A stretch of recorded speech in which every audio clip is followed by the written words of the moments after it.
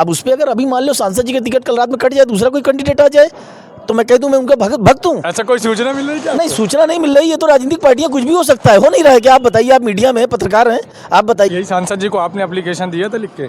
दिया था, उसके लिए स्टेशन की रोड बनने दिया था, नहीं बनवाया, फिर भी वोट बीजेपी को ही दूंगा। बीजेपी को देंगे, सांसद जी को देंगे? सांसद जी को नहीं दूंगा, बीजेपी को वोट दूंगा। सांसद जी को नहीं देंगे? नहीं, बीजेपी को वोट दूंगा। कहीं ना कहीं कमियां हैं सांसद जी में थी, मैं उनको खुल के कहना चाहूँगा मीडिया में। कुछ लोग अंदर नाराज़गी है उनके प्रति। मैंने भी कुछ दिन पहले एक इंटरव्यू दिया था कि रेलवे स्टेशन सिराथू की रोड नहीं बन पाई, जो कि आज तक नहीं बन पाई, लेकिन फिर भी मैं वोट बीजेपी को ही दूंगा। नमस्कार, स्वागत है आप सभी का बेबाक न्यूज इंडिया में और मैं हूं कपिल चौरसिया। जैसे कि बिगुल वजह और सिराथू में घमासान हुआ। सिराथू बोले तो कहा तौर से कौशाम्बी जिले के सिराथू में आज हमारे साथ हैं अधिवक्ता ठाकुर योगेंद्र प्रताप सिंह। अब बन की क्या राय है 2024 के चुनाव में, तो आइए हम बात कर रहे हैं। सबसे पहले तो स्वागत है आपका लंबरदार हमारे चैनल पे। धन्यवाद आपका। क्या लग रहा है आपको 2024 का चुनाव आ गया? अब 2024 का चुनाव आ गया है और चुनाव पूरी तरीके अपने सबाब पे है। पहले चरण का मतदान हो भी चुका है और रुझान भी लोगों के बीच में आ रहे हैं और लोग अपने अपने कयास लगा रहे हैं। लेकिन जहाँ तक है कि वर्तमान में तो पलड़ा बीजेपी का ही भारी है। जहाँ से भी लोग बैठते हैं, अगर किसी भी कैंडिडेट की बात होती है तो बीजेपी नंबर 1 पे बात हो रही है। तो अभी उनका माहौल चल रहा है हमारी पार्टी का और बीजेपी का ही चलेगा और हम लोग भी बीजेपी को ही मतदान करेंगे। बीजेपी को मतदान करेंगे। एक बड़ा सांसद विनोद सोनकर जी का बयान वायरल हो रहा है, सैयद पठान अंसारी। वो देखिए ऐसा है ना कि वो जैसे इंग्लिश में कहते हैं ना कि पॉलिटिकल एज द पार्ट, ये राजनीति का एक हिस्सा है। इस तरह लोग एक दूसरे का आरोप लगाते हैं, कहते हैं, सब पुराने वीडियो वायरल हैं। लेकिन हाँ, कहीं ना कहीं कमियां हैं सांसद जी में थी, मैं उनको खुल के कहना चाहूँगा मीडिया में। कुछ लोग अंदर नाराज़गी है उनके प्रति।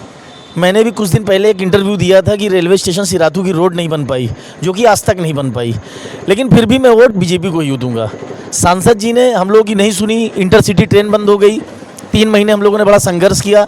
यहाँ से तकरीबन 400-500 लोग एमएसटी होल्डर हैं डेली, जिसमें मैं भी हूँ। हाईकोर्ट इलाहाबाद आता जाता रहता हूँ, लेकिन यहाँ की जनता किसी ने नहीं सुनी। इंटरसिटी 3 महीने बंद रही, जबकि सारी ट्रेनों का संचालन चल रहा था। चौरी चौरा को इलाहाबाद से चलवा के कानपुर तक बंद होती थी, वो भी चलवा लिया लोगों ने। लेकिन हम लोग सिराथू वालों ने काफ़ी प्रयास किया, लेकिन सांसद जी ने कोई उसमें इंटरेस्ट नहीं लिया और इंटरसिटी नहीं चली। जो रेलवे ने बोर्ड ने समय दिया था उसी समय पे चली वो, नंबर 1। लेकिन फिर भी वोट बीजेपी को ही दूंगा। उसका रीज़न है, बाद में बताऊंगा आप लोगों को। सांसद जी जनता के बीच में नहीं जा रहे हैं, संवाद नहीं कर रहे हैं। कुछ लोग कहते हैं कि उनका क्षेत्र अलग है, वो सिराथू विधानसभा नहीं देख रहे हैं। कुछ कहते हैं वो मंजनपुर खाली चायल देख रहे हैं। नाराज़गी है लोगों के अंदर और निश्चित तौर पे रहना भी चाहिए, क्योंकि सांसद जी से ऐसे तो झूठा किसी को पीड़ा नहीं होगी, लेकिन फिर भी सांसद जी के अंदर जो भी कमियां उनको इग्नोर करके वोट हम बीजेपी को ही करेंगे।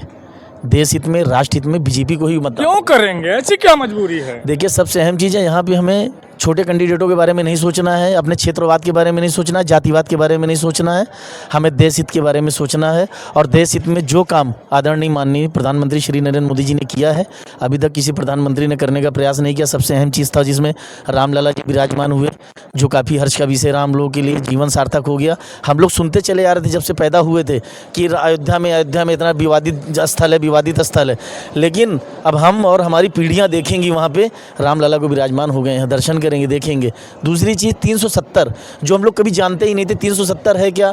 कभी सुनते थे कश्मीर 370। जब मैं एडवोकेट बना तब मैंने समझा 370 था क्या। लेकिन आदरणीय माननीय श्री प्रधानमंत्री नरेंद्र मोदी जी के आते ही 370 भी खत्म हो गया। तो हमको क्षेत्रवाद, जातिवाद, परिवारवाद से उठकर देश हित में, राष्ट्र हित में सोचना होगा।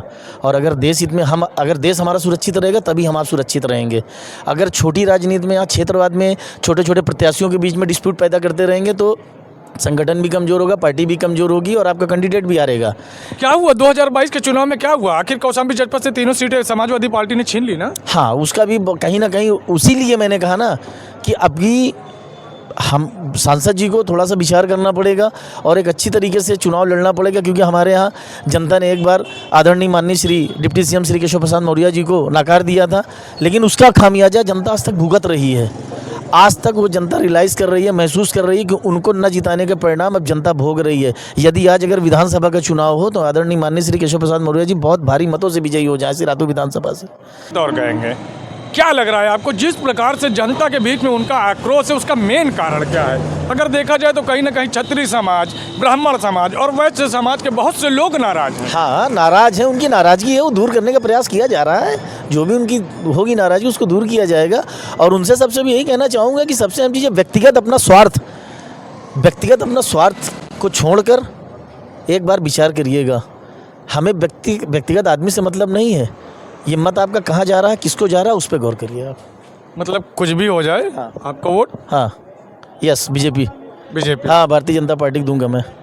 मेन यही कारण था। हाँ, बस मेरा यही कारण था, मैं बीजेपी को वोट दूंगा। कैंडिडेट कोई भी आए, कैंडिडेट कोई भी आए। आदरणीय माननीय श्री प्रधानमंत्री नरेंद्र मोदी जी के नाम से, हर हर मोदी, घर घर मोदी। ऐसा सिराथू की नगरी में विकास नहीं हुआ सांसद जी के द्वारा? विकास होगा, आने वाले समय में होगा। डिप्टी सीएम साहब हैं हमारे, उन पर पूरा भरोसा है हमको। काफी सब्र है आपके अंदर। हाँ, सब्र वही कहते हैं ना, सब्र से ही तो इंसान जीतता है। यही सांसद जी को आपने एप्लीकेशन दिया था लिख के? दिया था, उसके लिए स्टेशन की रोड बनने दिया था, नहीं बनवाया, फिर भी वोट बीजेपी को ही दूंगा। बीजेपी को देंगे, सांसद जी को देंगे? सांसद जी को नहीं दूंगा, बीजेपी को वोट दूंगा। सांसद जी को नहीं देंगे? नहीं, बीजेपी को वोट दूंगा। बात समझ नहीं आ रहा, सांसद जी को नहीं देंगे? आप देखिए, मैं सांसद जी का कार्यकर्ता व्यक्तिगत नहीं हूँ, मैं पार्टी का कार्यकर्ता हूँ। मैं पार्टी को मतदान करूँगा। पार्टी किसी को भी ला के खड़ा कर देगी, मतदान मुझे उसी को करना है। वो मेरे कोई व्यक्तिगत उनसे कोई दुश्मनी तो है नहीं सांसद जी से।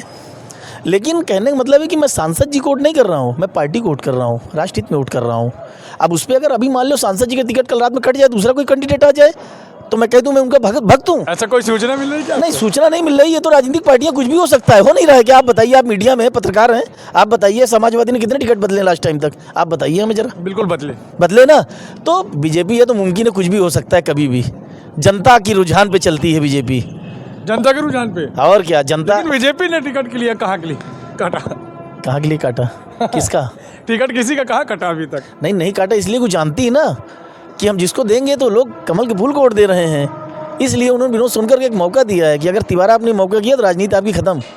ऐसा? हाँ, अब आपको तीसरा मौका दिया जा रहा है, last opportunity of this politics. तो आपने देखा कि हमारे साथ योगेंद्र प्रताप सिंह जी थे, जिन्होंने बड़ी बेबाकी से अपनी राय रखी। आप भी अपनी राय जरूर दें कमेंट के माध्यम से। वीडियो पसंद आई तो चैनल को सब्सक्राइब करें। जय हिंद, जय भारत, भारत माता की जय।